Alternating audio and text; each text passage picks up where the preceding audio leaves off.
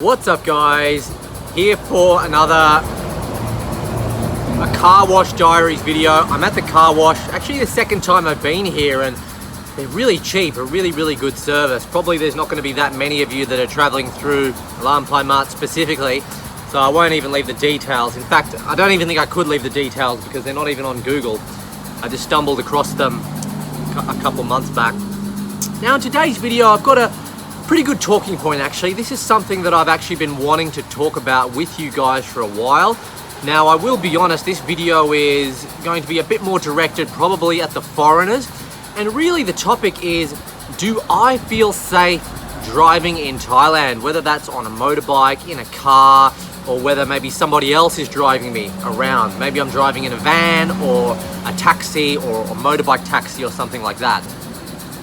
Now I do want to start off by saying statistically Thailand does have a lot of motor vehicle accidents, statistically, according to the statistics. You don't know exactly how many of them are 100% accurate or not, but I'm not really here in today's video to compare statistics in Thailand to another country. This is more about how I feel when I've been on the road. I've been coming here since I was 16 years old, and I guess just some thoughts around that.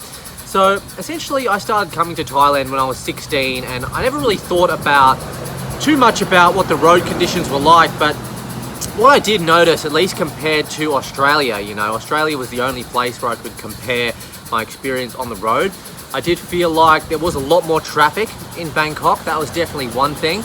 It did take a long time to get from one place to another, especially in the peak times. I think maybe from the age of 16, I'm 33 at the moment, Sampi. I've probably only seen about maybe 2 or 3 people actually in accidents before in some different parts of Thailand.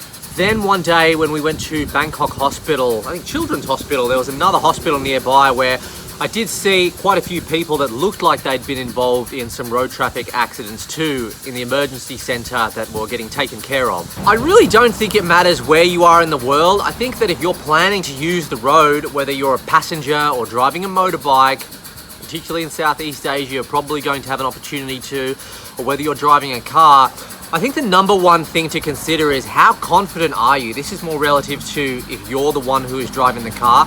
How confident are you about feeling safe in the road? How confident are you as a driver in your own country? So just using myself as an example, my old work that I used to do, I used to work as a plumber. So I used to work in the construction zone, okay? So I used to actually do quite a lot of driving in my time when I was in Australia, and I also did a lot of cycling, push bike cycling. Not a lot of motorbike riding, but a lot of cycling on the road.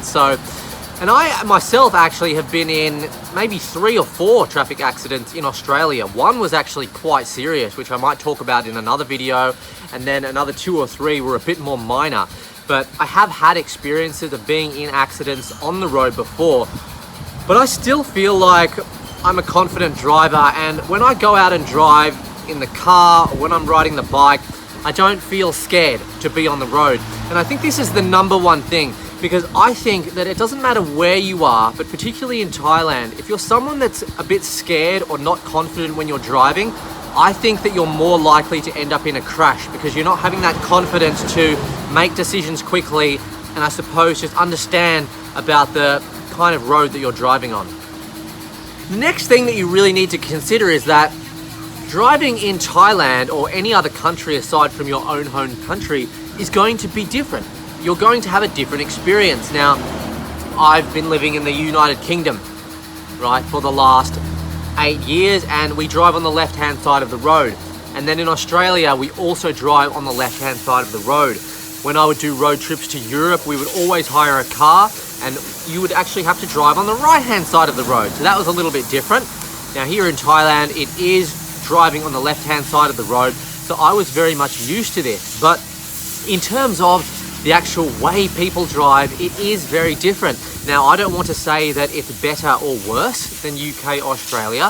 It is just a lot different. So I'm going to give you one example. Now, if I was driving in Australia, for example, maybe a lot of Australians watching this video can understand where I'm coming from. I'm driving home from work, it's very busy, I'm in the left-hand lane, trying to perhaps turn left or go straight, and there's a free lane on my left-hand side. And it's common courtesy that someone doesn't use that free lane to actually overtake people who are waiting in that one lane. And it happens all the time where there's that free lane and cars will just come up the free lane and then they will try and put their right-hand indicator on and cut people off who have been waiting sometimes up to 5 minutes in traffic. I absolutely hate that. And when that happens in Australia, I make sure that I don't let anybody else actually cut me off in the traffic, because it's just not very fair to do it. It's very rude, and it's also against the law to use that lane. However, if that same scenario was to happen in Thailand, anywhere in Thailand for that matter, it would be probably or possibly considered normal for that to happen. And I think that for me to get upset about that happening in Thailand would not be reasonable.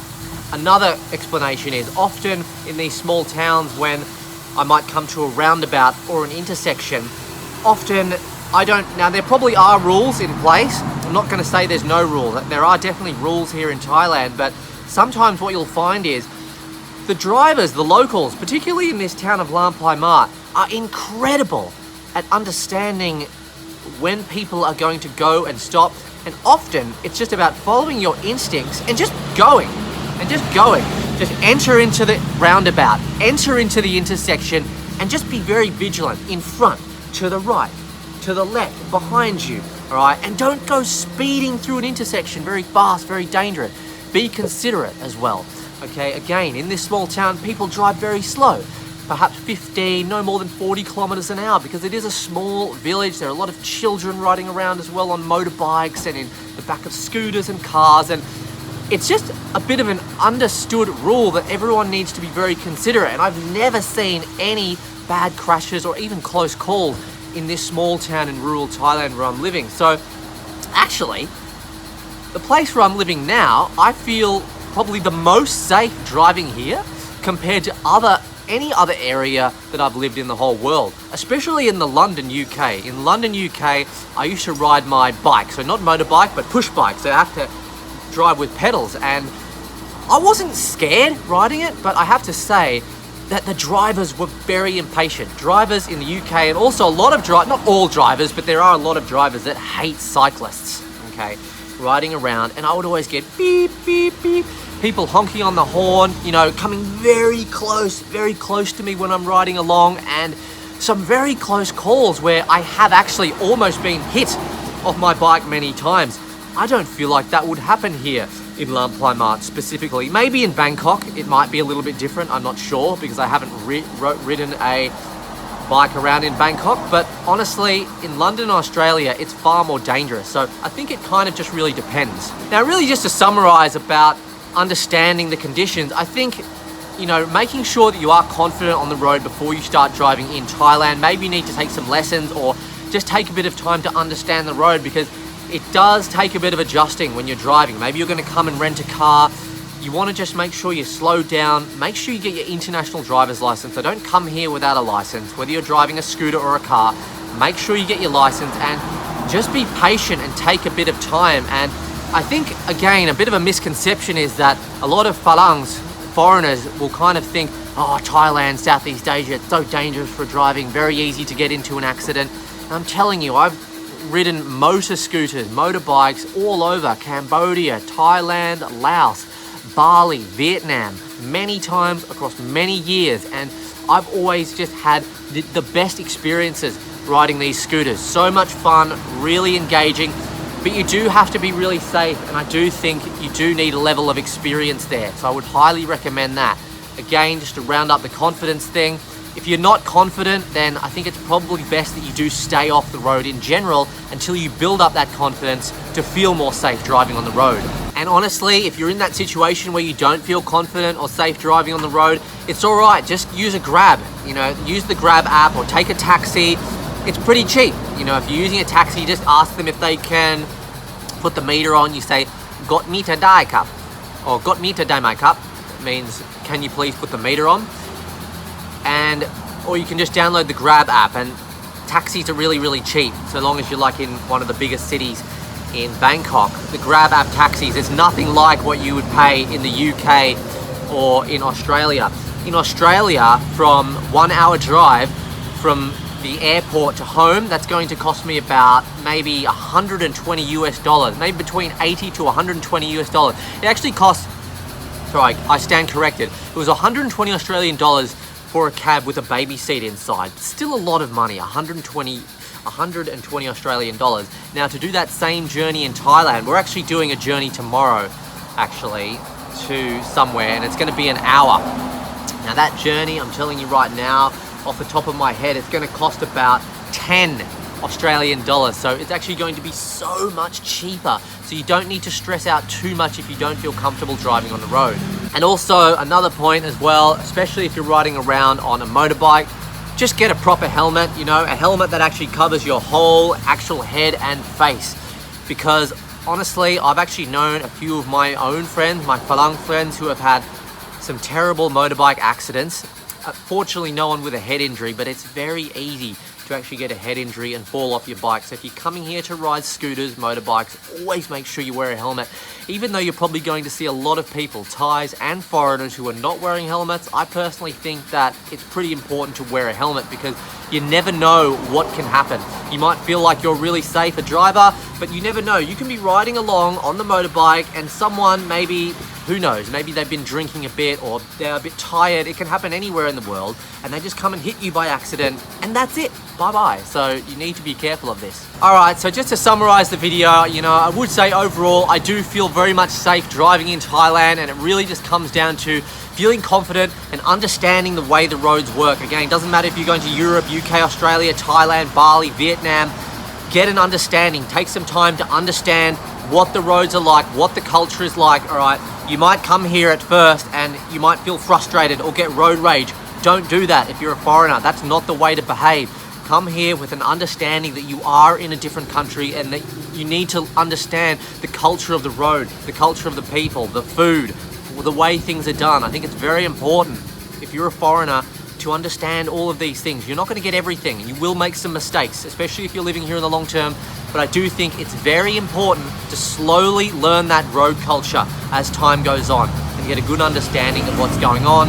Learn the rules, get your proper licenses, do everything correctly. Don't try and take shortcuts or cut corners or be stupid, or don't try and be a drunk driver or think you can get away without a license because you can, you know, it's just a different country or it's a third world. Nothing like that. So folks, if you enjoy these kind of unplanned talking head videos, then smash that like button, hit the subscription, subscribe to the channel, turn the notification bells on. We've also got a member section on the channel. We've got one member at the moment, so really grateful for that one member that we do have. You can join up today and become a member of the channel and support myself, Asia and Karina on this YouTube journey. We're bringing you honest, raw content from all over the globe, focused and living in Thailand at the moment. So again, really appreciate you listening to me ramble, and we'll catch all of you in the next video. Khop kun kap, sawadee kap. Take care now. Cheers.